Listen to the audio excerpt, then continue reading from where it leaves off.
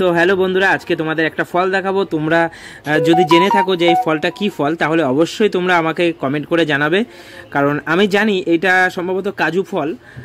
তো তবু আমি কনফিউশন, তবু তোমাদের কাছে আমি জানতে চাইছি যে এই ফলটা কি ফল।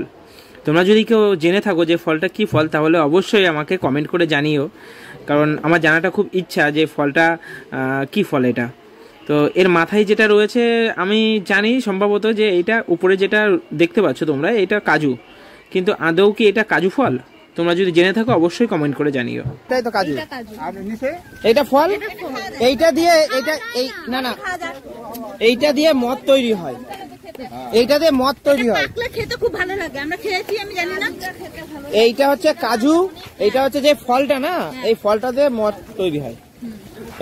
এইটাকে চিপে করে তৈরি হয় ড্রিঙ্ক।